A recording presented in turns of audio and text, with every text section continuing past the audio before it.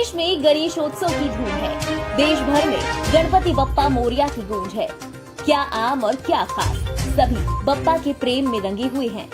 भक्तों द्वारा बप्पा के दर्शन करने और उनसे अपनी मुरादें पूरी करने की प्रार्थना की जा रही है। बप्पा भी अपने भक्तों को अलग अलग अवतारों में दर्शन दे रहे हैं। देश के अलग अलग हिस्सों में बप्पा की अलग अलग तस्वीरें सामने आ रही हैं।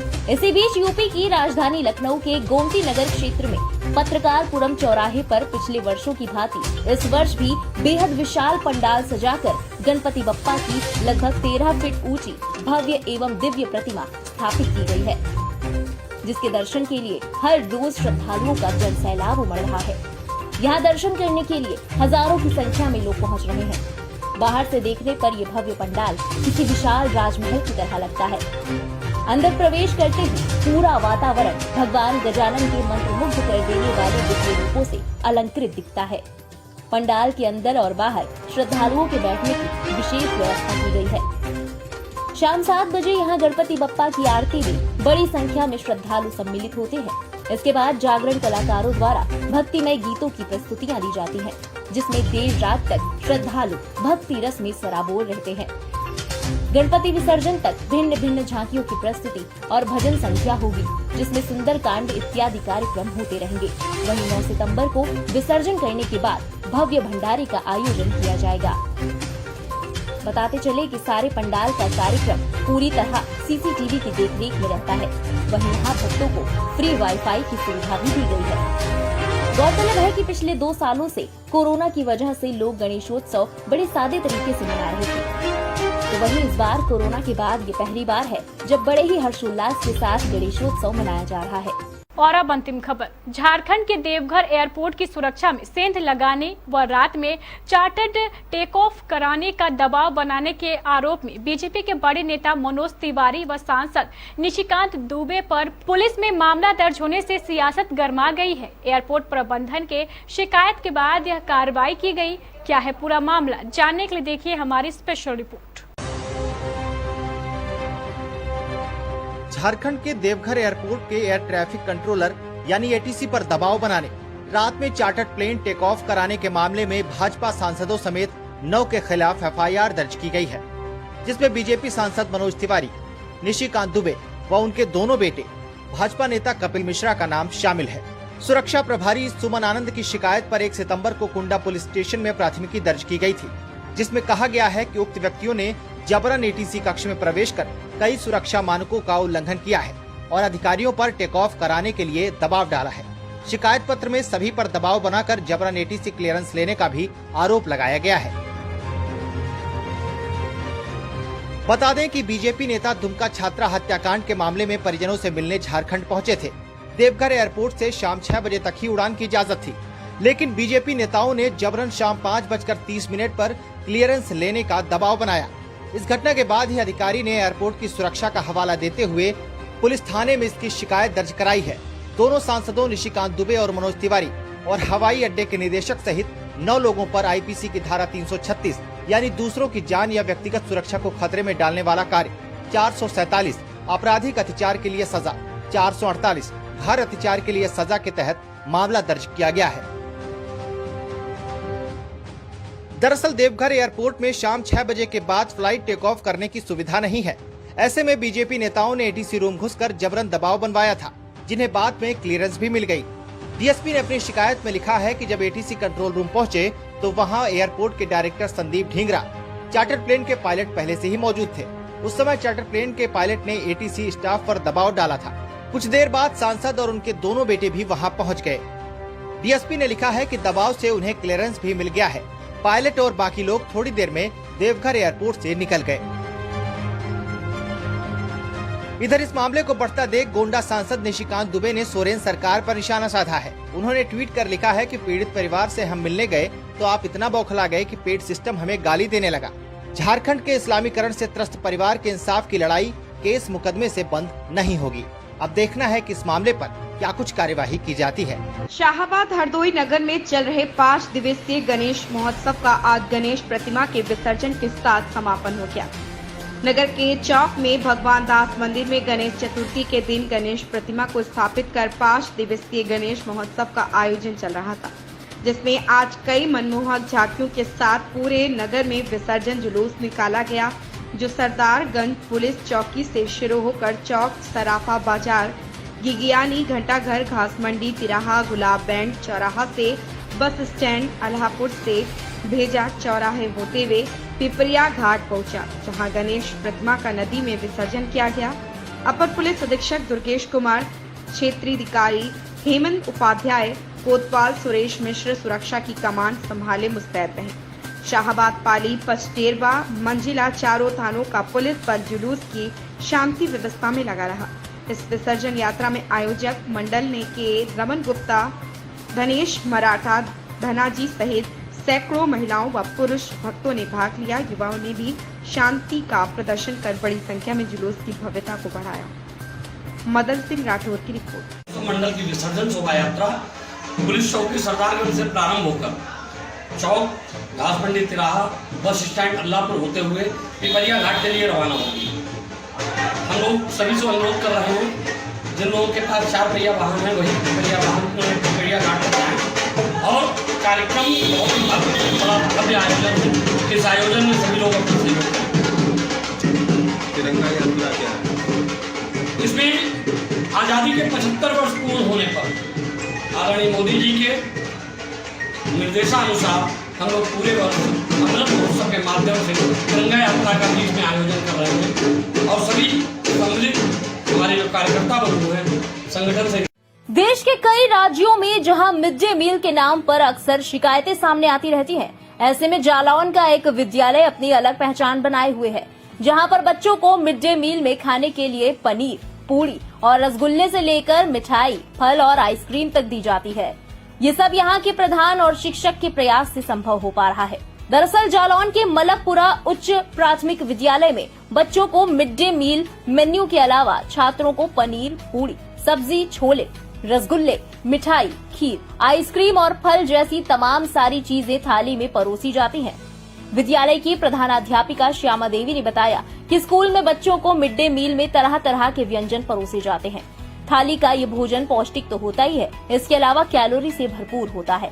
बच्चों की थाली में नमक रोटी नहीं बल्कि पोषक तत्वों से भरपूर भोजन परोसा जाता है। कभी कभी तो यहाँ बच्चों की डिमांड पर भी खाना खिलाया जाता है। मलकपुरा उच्च और गुलाबपुरा में पढ़ने वाले 90 छात्रों की थाली में हाई कैलोरी के साथ मनपसंद भोजन मिलता है। 97 बच्चे हैं, 97 बच्चे हमारे यहाँ नामांकित हैं। हाँ, आज हमारे यहाँ 48 बच्चे प्राइमरी में आए हैं और 25 बच्चे जूनियर में प्रेजेंट हैं। अच्छा, कई दिनों से देखा जा रहा है कि सोशल मीडिया के माध्यम से पता चला कि बच्चों को मिड डे मील में जो है कभी कभी पनीर मिल जाता है, छोले भी मिल जाती है। ये सब कैसे हो पाता है? कौन इसमें सहयोग करता है? इसमें हमारे प्रधान जी सहयोग करते हैं और जैसे किसी का जन्मदिन वगैरह होता है वे लोग कर देते कि हमारी तरफ से बच्चों के लिए है। महीने में 1 या 2 बार यह व्यवस्था हो जाती है। प्रधान जी का सहयोग है? प्रधान जी का। हाँ। क्या नाम है प्रधान जी का? अमित तिवारी। वहीं जब इस बारे में स्कूल में पढ़ने वाले विद्यार्थियों से बात की गई तो उन्होंने बताया कि स्कूल में पढ़ाई अच्छी होने के साथ साथ मील भी काफी अच्छी मिलती है। विद्यालय में अच्छे से पढ़ाई भी कराई जाती है और इम्तिहान भी लिए जाते हैं। यहाँ पे गुरुजी हैं, कैसा पढ़ाते हैं? अच्छा पढ़ाते हैं। मिड डे मील को लेके काफी चर्चा है। मिड डे मील जो है अच्छा भोजन मिलता है, पौष्टिक भोजन मिलता है, तो मिड डे मील में क्या क्या खाने को मिलता है इसके साथ? सब्जी में तो पनीर, मटर और पूरी, सलाद, एप्पल और कभी कभी तो लस्सी भी मिल जाती है। कब मिलता है ये? कितनी बार मिलता है महीने में? महीने में 3-4 बार मिल जाता है। तो क्या लगता है, खाना खा के मजा आता है? हाँ, अच्छा लगता है खाने में। कैसा लगता है? पढ़ने में मजा आता है? हाँ। तो खाने में क्या है? खाना कैसा मिलता है यहाँ? सही मिलता है। मजा आता है खाने में? हाँ। कुछ स्पेशल खाना भी मिलता है कभी कभी, क्या क्या मिलता है उस खाने में? आइसक्रीम और मतलब पनीर की सब्जी बनती, पूरी, सलाद वलाद ये सब चीज मिलती है, रसगुल्ला सब। कितने बार मिलता है? महीने में 1-2 बार मिलता है। वो खाना कैसा लगता है? अच्छा लगता है, टेस्टी। वहीं जब इस बारे में गांव के प्रधान अमित से बात की गई तो उन्होंने बताया कि स्कूल में मिड डे मील विधिवत तरीके से संचालित किया जा रहा है, लेकिन गुजरात के मॉडल को अपनाते हुए हमने स्कूल में तिथि मॉडल को लागू कर मिल में एड ऑन का ऑप्शन जोड़ दिया है। इस ऑप्शन की मदद से बच्चों को तरह तरह के भोजन खाने को मिलते हैं बच्चों के तकनीकी शिक्षा को लेकर कई सारे बदलाव किए जा रहे हैं। बच्चों को कंप्यूटर शिक्षा से लेकर स्पोर्ट्स के मैदान में भी तैयार किया जा रहा है, ताकि यहाँ पढ़ने वाले नौनिहालों का भविष्य उज्जवल हो सके। मेरा नाम अमित है और मैं उत्तर प्रदेश में जनपद जालौन में ग्राम पंचायत मलकपुरा से ग्राम प्रधान हूँ। अच्छा, सोशल मीडिया पे थाली जो है, यहाँ की थाली की काफी चर्चा हो रही है, तो कैसे इस चीज की शुरुआत की और कैसे ये प्रेरणा है? देखिए, 14 फरवरी 2022 से हमने जो शासन का निर्धारित मेन्यू है उसमें कुछ चीजें जोड़ी और एक add on mid day meal का कॉन्सेप्ट दिया। उसमें हम करते क्या है कि जो निर्धारित मेन्यू है उसी में चीजों को हम जोड़ देते हैं। जैसे मिठाई में रसगुल्ला है, लड्डू जोड़ दिया, सब्जी में मटर पनीर कर दिया, सलाद कर दिया, फल में सेव कर दिया, दूध को अलग अलग तरीकों से दिया। इससे होता है क्या, बच्चों में एक आकर्षण होता है। तो ये व्यवस्था 14 फरवरी से चल रही है। इसके बाद हमने इस व्यवस्था को और बेहतर बनाया और नए सत्र से यानी 1 जुलाई 2022 से गुजरात सरकार ने एक कॉन्सेप्ट लागू किया था तिथि भोजन का।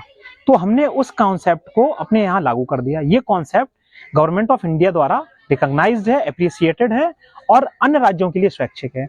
इस व्यवस्था में होता क्या है तिथि भोजन में कि कोई भी व्यक्ति या संस्था किसी खुशी के अवसर पर अपनी खुशियां बच्चों के साथ बांटती है और बच्चों को स्पेशल भोजन कराती है। और ये महीने में कम से कम 2 दिन होता है या अधिक से अधिक 4 दिन होता है। तो देखा आपने किस तरह से गांव के प्रधान और स्कूल प्रशासन साथ में कैसे बच्चों का भविष्य संवार रहे हैं। वही लोग स्कूल प्रबंधन के साथ साथ ग्राम प्रधान की भी जमकर तारीफ कर रहे हैं। लोगों ने सोशल मीडिया पर कमेंट करते हुए स्कूल के सराहनीय काम की खूब तारीफ की है। वहीं कई लोगों का कहना है कि जालौन के कई विद्यालयों में बच्चों को मिड डे मील का खाना तक नसीब नहीं हो रहा। ऐसे में ये तस्वीर सच में तारीफ के काबिल है। सिद्धेश्वर पीठ में हुई चोरी को लेकर पुलिस का महंत पर बना दबाव। महंत ने कहा, पुलिस की प्रताड़ना के विरुद्ध मिलेंगे एसएसपी से। जनपद के फैजगंज बेहटा थाना अंतर्गत आसफपुर बिलारी मार्ग पर स्थित श्री सिद्धेश्वर पर हुई लाखों की चोरी के मामले में पुलिस घटना का खुलासा करने की जगह शिकायतकर्ता मंदिर के महंत को ही उल्टा धमका रही है। बीते 3 दिन पूर्व क्षेत्र में सक्रिय चोरों ने प्राचीन श्री सिद्धेश्वर पीठ परिसर से लाखों रुपए कीमत के पीतल के घंटे, तांबे की मूर्तियां तथा दान पात्र में रखी हजारों की नकदी चोरी कर ली। इस मामले में मंदिर के महंत लक्ष्मणानंद सरस्वती ने घटना के दूसरे दिन आसफपुर चौकी तथा थाना फैजगंज बेहटा में रिपोर्ट लिखाने को तहरीर दी। पुलिस पर आरोप है कि घटना का पर्दाफाश करने की जगह पुलिस महंत को उल्टा धमकाने में लगी हुई है। मंदिर के महंत ने वीडियो जारी कर अपने बयान में कहा है कि आसफपुर चौकी इंचार्ज राजेश कौशिक उनको प्रताड़ित कर रहे हैं तथा कह रहे हैं कि अपने बयान बदलो और यह कहो कि मंदिर के तमाम घंटे खोलकर मैंने रख लिए थे। चोरी जैसी कोई भी वारदात परिसर में घटित नहीं हुई है। वहीं महंत लक्ष्मणानंद सरस्वती का कहना है कि पुलिस उन्हें बेवजह प्रताड़ित कर रही है। मंदिर से जुड़े हजारों श्रद्धालुओं में पुलिस की इस कार्यवाही से गहरा आक्रोश पनप रहा है।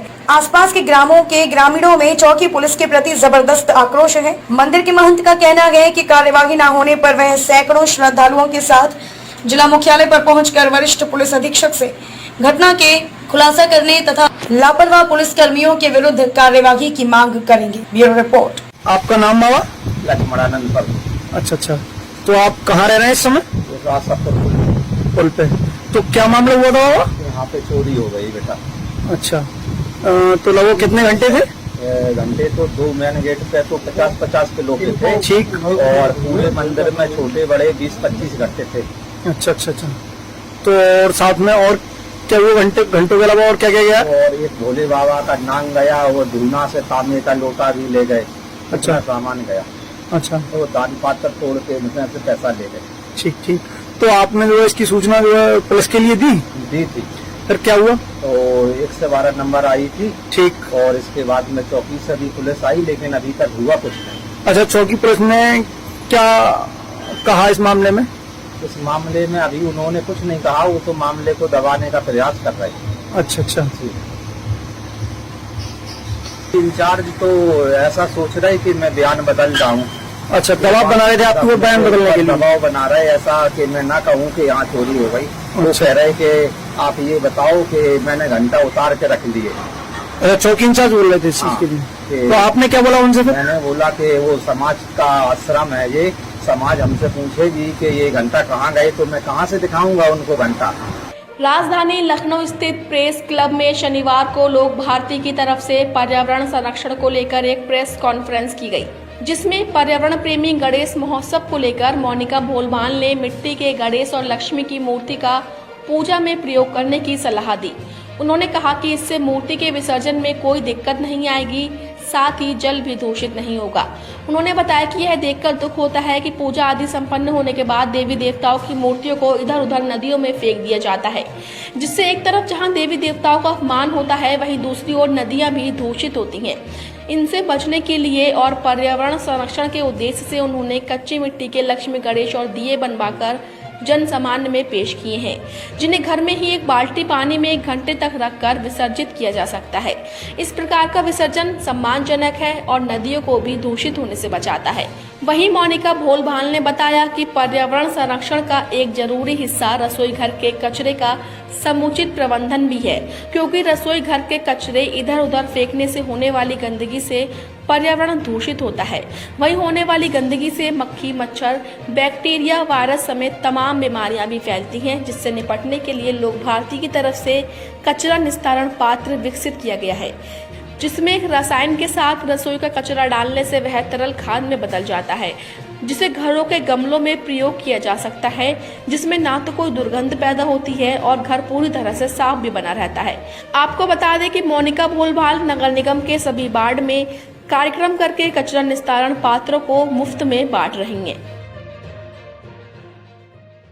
देखिए, जो ये पर्यावरण संरक्षण है हम कैसे कर सकते हैं, 2-3 तरीके से कर सकते हैं। हम पेड़ लगाएं, नदियों को पोल्यूट होने से बचाएं और वातावरण को शुद्ध रखें। तो हम इन तीनों चीजों को कैसे संयोजेंगे? अगर हम पानी, हमारा drinking water, ground level water भी घट रहा है डे बाय डे, तो हम इसको कैसे बचाएंगे? तो इसके लिए हम जो कच्ची मिट्टी के भगवान बनाते हैं, क्योंकि एक एक घर में कच्ची मिट्टी के भगवान जाते हैं दिवाली के टाइम पे, और गणपति जो गणेश चतुर्थी है तो उस समय भी कई लोग अब रखने लगे अपने घर पे गणपति। तो अगर हम बड़े बड़े गणेश जी या किसी भी साइज के गणपति को अगर हम रिवर में डालते हैं, नदी में डालते हैं, तो अल्टीमेटली वो पक्के हैं, तो वो क्या हो रहे हैं, वो घुल नहीं रहे, वो एज इट इज हैं, उनको मिक्स होने में बहुत टाइम लगता है। उसके अलावा ये भी है कि उनसे जो मिट्टी रिवर्स में जा रही है तो पॉल्यूट कर रहा है। ऐसे एक एक घर में जो हमारे लक्ष्मी गणेश जी जो हिंदुस्तान का कल्चर है, इंडिया में होते हैं यूज, तो उनको हम कैसे रिवर्स को पॉल्यूट ना करें ताकि हमारा पानी शुद्ध रहे, तो उसके लिए कच्ची मिट्टी के भगवान बनाते हैं। अब कच्ची मिट्टी के भगवान में 2-3 फायदे हैं। एक तो आप रिवर पॉल्यूट नहीं कर रहे, दूसरा आपको वहां जाके उनको उसमें डालना नहीं है, तीसरी चीज आपने घर में उनको मिट्टी के बने हैं, मिट्टी में विलीन हो गए, तो आपने मिट्टी के उनको कच्ची मिट्टी के बनाया, घर में आपने तसले में डाल लिया, भगोने में डाल लिया, आपने बाल्टी में डाल के पानी में छोड़ दिया। अभी आपके सामने एक डेमोन्स्ट्रेशन हमने किया था, घुल गए वो, तो वो आधे घंटे में, 1 घंटे में, जितनी देर में भी घुल जाते हैं। आप उनको अपने घर में पौधे में डाल दीजिए, तुलसी जी के उसमें वो पानी डाल दीजिए। तो आपने क्या किया, एक तो भगवान की डिसरिस्पेक्ट जो आजकल हो रही है, पेड़ों के नीचे फेंक दिए और मंदिरों के पीछे टूट रहे हैं, पड़ रहे हैं, तो वो हम उनकी जो रिस्पेक्ट कर रहे हैं वो बच रहा है। दूसरा, रिवर्स पॉल्यूट नहीं हो रही। और एक जो हमारा अभी कचरा प्रबंधन का था, अभी आपने शायद देखा होगा नीले कलर का बॉक्स, उससे पॉल्यूशन हमारा बच रहा है। एक तो उससे बीमारी बचती है कि आपने घर में जो गीला कचरा है घर में ही डाल दिया, आपने सड़क पे नहीं फेंका, तो मच्छर मक्खी नहीं आए।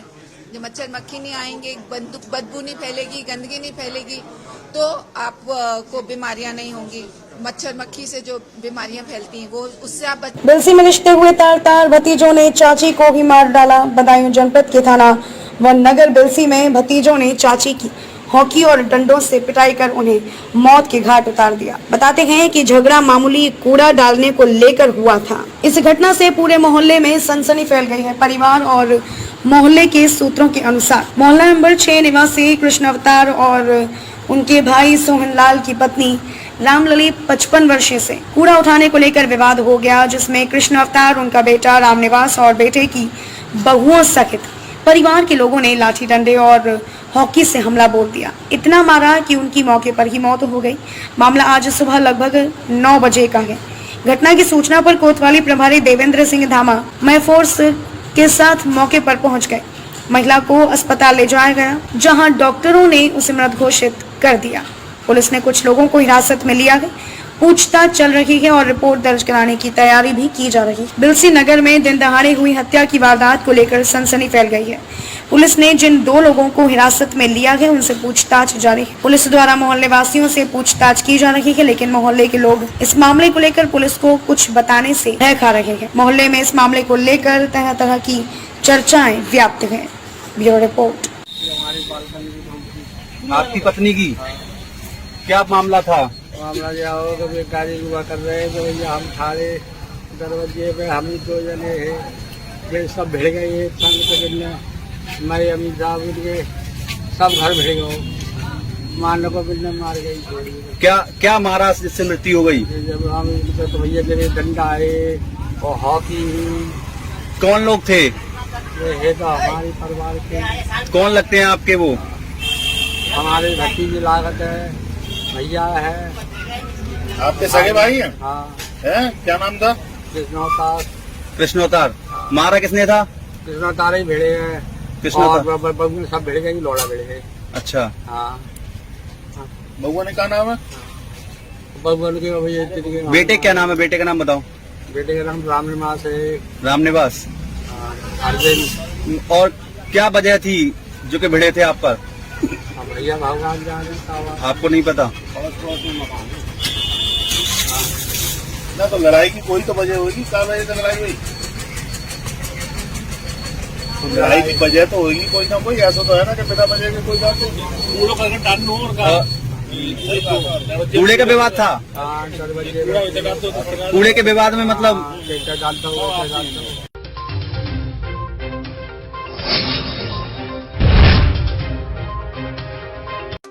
प्रदेश का पुलिस महकमा अपनी छवि सुधारने का भरसक प्रयास कर रहा हो, लेकिन कुछ पुलिसकर्मी अपने कृत्यों से इन कोशिशों पर लगातार पानी फेरते नजर आ रहे हैं। ताजा मामला सूबे की इत्र नगरी कन्नौज से सामने आया है, जहां एक बार फिर खाकी शर्मसार हो गई। दरअसल कन्नौज सदर कोतवाली क्षेत्र के हाजी शरीफ के चौकी इंचार्ज पर एक महिला ने दुष्कर्म का आरोप लगाया है। महिला का आरोप है कि आरोपी चौकी इंचार्ज ने उसे पहले अपने आवास पर बुलाया और फिर उसके साथ दुष्कर्म किया। फिलहाल महिला की तहरीर पर मेडिकल परीक्षण के बाद आरोपी चौकी इंचार्ज को गिरफ्तार कर जेल भेज दिया गया है। जानकारी के मुताबिक सदर कोतवाली क्षेत्र की रहने वाली महिला की बेटी ने दुष्कर्म का मामला दर्ज कराया था। मामले की जांच हाजी शरीफ चौकी प्रभारी अनूप मौर्य को सौंपी गई थी। पीड़िता की मां का आरोप है कि चौकी प्रभारी ने अपने सरकारी आवास पर बुलाकर उसके साथ दुष्कर्म की वारदात को अंजाम दिया।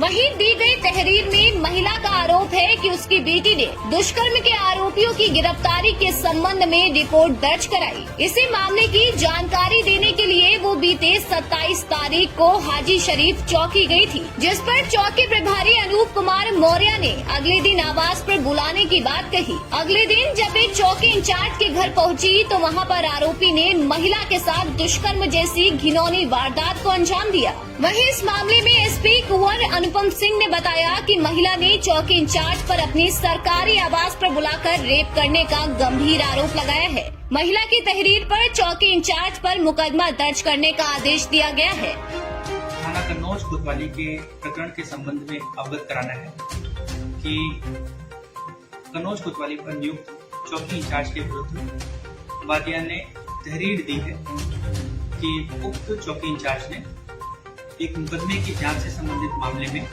वादिया को अपने आवास पर बुलाकर दुष्कर्म की घटना कारित की है। प्राप्त तहरीर के आधार पर सुसंगत धाराओं में अभियोग पंजीकृत करते हुए उक्त आरोपी को जेल भेजा जा चुका है। अग्रिम विधिक कार्रवाई प्रचलित है। इन सब के बाद आखिर में एक सवाल ये उठता है कि पीड़ितों को न्याय देने वाली पुलिस अगर खुद ही अत्याचार पर उतर आएगी तो न्याय की आस फरियादी किससे करेंगे? कन्नौज में हुई ये घटना पुलिस की विश्वसनीयता पर कई सवाल खड़े कर रही है। बड़ी खबर उत्तर प्रदेश के बनारस से, जहां आपको बता दें कि पहाड़ से मैदान तक आसमानी आफत कहर बनकर टूटी है। मैदानी इलाकों में गंगा और उसकी सहायक नदियों का रौद्र रूप अब डराने लगा है। वाराणसी में गंगा किनारे घाटों पर बनी सीढ़ियां पानी में समा चुकी हैं। सभी 84 घाट जलमग्न हो गए। खिड़किया घाट पर सैलानियों की आवाजाही पूरी तरह रोक दी गई है। गंगा का जलस्तर 1 सेंटीमीटर प्रति घंटे की रफ्तार से बढ़ता दिखा। नदी के किनारे बनी कॉलोनियों में पानी घुसने लगा। मिर्जापुर में भी गंगा का पानी निचले इलाकों को डुबोने लगा है। मिर्जापुर में सदर तहसील में ग्रामीण इलाके पानी में डूब गए हैं। चुनार के शिखर नारायणपुर ब्लॉक में गंगा का पानी कई गाँवों को डुबो चुका है। गाँव के आसपास कमर तक पानी भरा है। किसानों के खेत डुबा दिए हैं, जिससे मिर्च की फसल पूरी तरह बर्बाद हो गई है। धर्म नगरी काशी में जीवनदायिनी मानी जाने वाली गंगा का जलस्तर बढ़ने का सिलसिला बरकरार है। वाराणसी, चंदौली, बलिया, गाजीपुर में जलस्तर लाल निशान पार है, तो मिर्जापुर, भदोही में चेतावनी बिंदु पार कर गई है।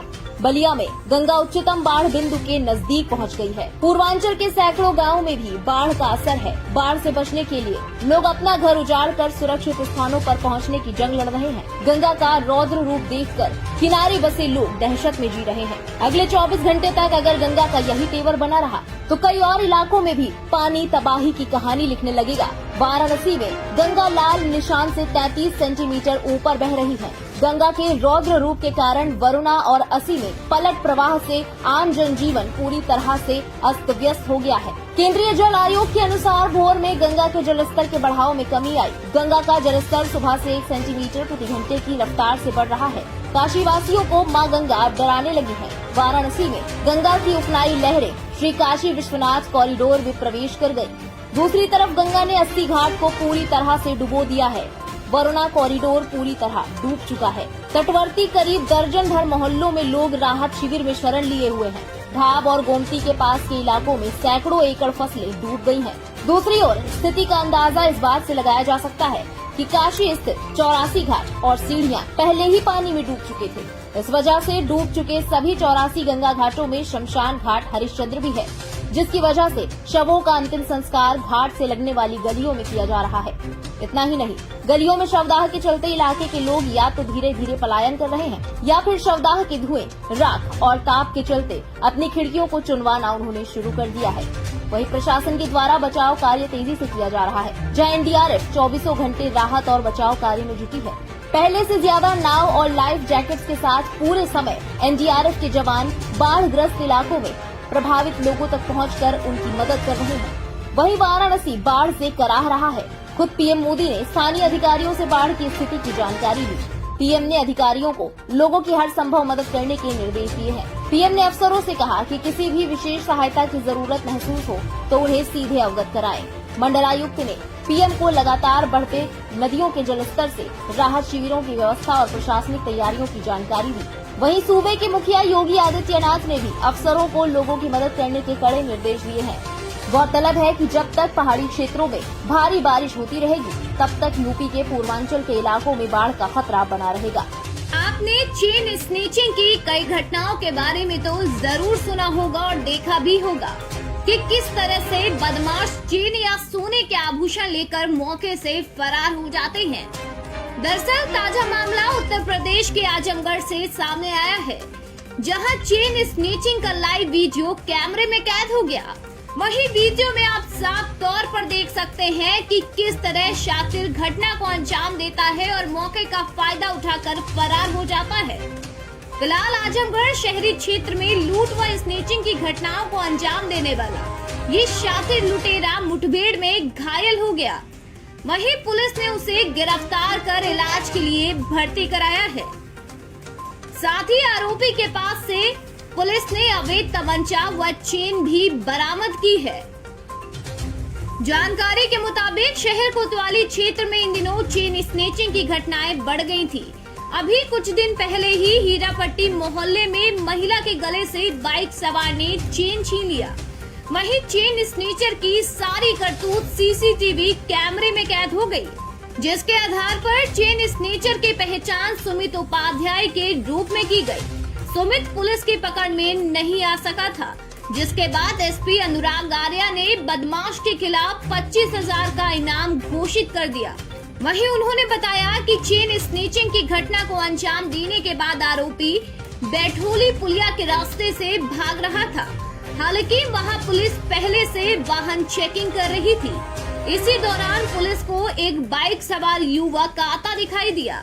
वहीं पुलिस ने जब उसे रुकने का इशारा किया तो बाइक सवार ने पुलिस टीम को लक्ष्य कर फायर झोंक दिया। वहीं जवाबी कार्रवाई में गोली बाइक सवार के दाहिने पैर में लग गई और वो गिर पड़ा, जिसके बाद उसे अस्पताल में भर्ती कराया गया है। एक महिला के साथ सुबह चेन स्नैचिंग की घटना घटित हुई थी। इसमें धारा 392 आईपीसी की एफआईआर पंजीकृत कर अनावरण के लिए इंस्पेक्टर कोतवाली की टीम गठित की गई थी। आज इस घटना का अनावरण करते हुए इंस्पेक्टर कोतवाली व उनकी टीम के द्वारा अभियुक्त 25,000 के इनामिया अपराधी सुमित उपाध्याय को गिरफ्तार किया गया है।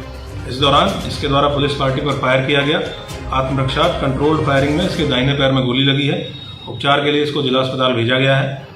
इसके पास से लूटी गई 2 सोने की चैन, घटना में प्रयुक्त मोटरसाइकिल व अवैध असला बरामद किया गया है। जानकारी के लिए आपको बता दें कि शहर पूर्व में कई चैन छिनैती की घटनाएं सामने आ चुकी हैं, जिसमें ये अभियुक्त शामिल था। फिलहाल पुलिस ने कई दिनों से फरार चल रहे इस शातिर अपराधी को गिरफ्तार कर लिया है।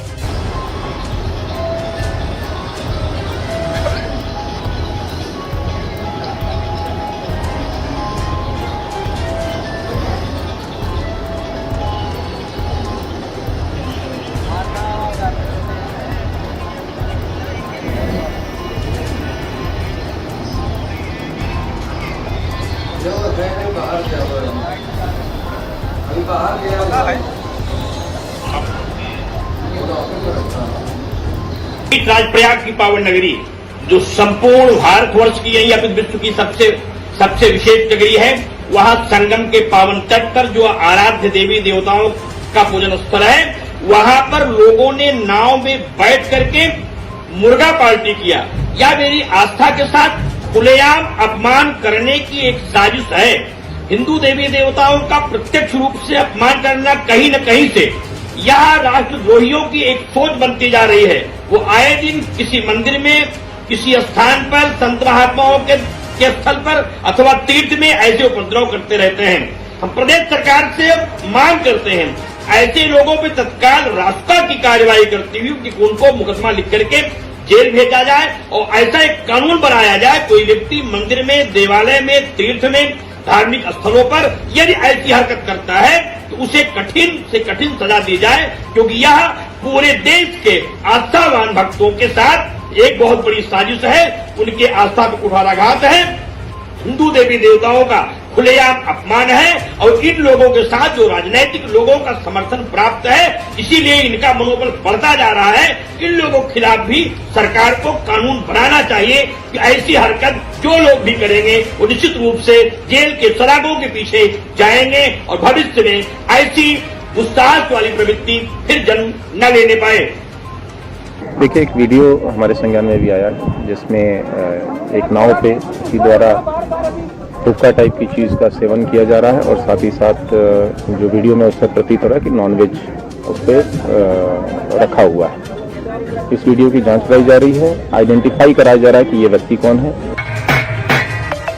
सुनो सुनो सुनो, श्रीमान जिला मजिस्ट्रेट जनपद गाजीपुर महोदय के आदेश दिनांक 28 अगस्त के क्रम में गैंगस्टर एक्ट की धारा 14 के अंतर्गत जनपद गाजीपुर के मुख्तार अंसारी उस्मानुल्लाह अंसारी निवासी दर्जी टोला यूसुफपुर थाना मोहम्मदाबाद जनपद गाजीपुर द्वारा अपराध से अर्जित धन से अपने सहयोगी जफर चंदा चित्र नजर निवासी सदर रोड मोहम्मदाबाद थाना मोहम्मदाबाद जनपद गाजीपुर में आराधी संख्या 182, 183, 184, 190, 192, 193, 194 कुल 8 आराधियों को रकबा 0.1885 हेक्टेयर क्रय किया गया है। उक्त अचल संपत्ति को कुर्क किया जाता है।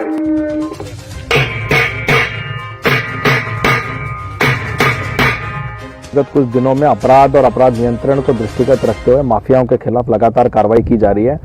14 गैंगस्टर एक्ट में अब तक पिछले 2 महीने में 43 करोड़ रुपए की प्रॉपर्टी मुख्तार अंसारी गैंग की जब्त की जा चुकी है। आज की जो प्रॉपर्टी है दर्जी टोला मोहम्मदाबाद में, जो कि मुख्तार अंसारी ने अपने सहयोगी जफर उर्फ चंदा के नाम पे रखी हुई थी, जिसके खिलाफ बाराबंकी में एक गैंगस्टर का मुकदमा भी चल रहा है। 1 दर्जन से ज्यादा मुकदमे इस व्यक्ति के ऊपर दर्ज है। क्लोज एड जो है ये रहा है मुख्तार अंसारी का। इसी के नाम पे ये प्रॉपर्टी, लैंड प्रॉपर्टी जो है वो रखी गई है। 0.22 हेक्टेयर की ये प्रॉपर्टी है, जिसकी मार्केट वैल्यू लगभग 4 करोड़ से ज्यादा बताई जा रही है।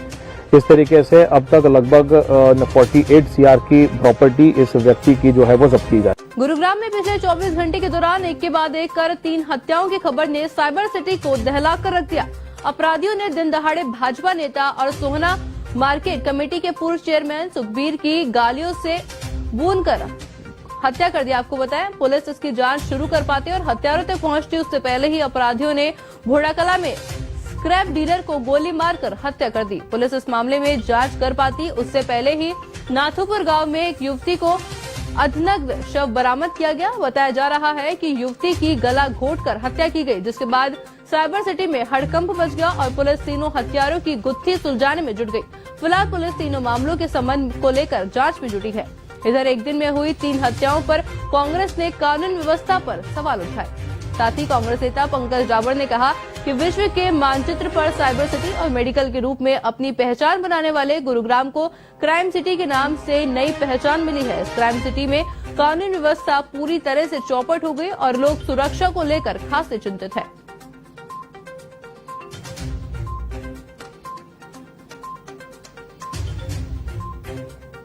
गुड़गांव का नाम साइबर सिटी की बजाय मर्डर सिटी रख देना चाहिए। इस सरकार का कानून व्यवस्था के नाम पे इनका बिल्कुल बुरा हाल है और ढिंढोरा पीटते हैं कानून व्यवस्था का। आप देखिए आज सुरक्षा को लेकर क्या हाल है, जिस तरीके से हत्याएं हो रही है, चाहे वो बीजेपी नेता की हो चाहे आम आदमी की हो। देखिए जान तो सबकी है ना। जिस प्रकार से ये इस सरकार की विफलता और कानून व्यवस्था का दिवाला पड़ चुका है। आपने फिल्मों में लूटे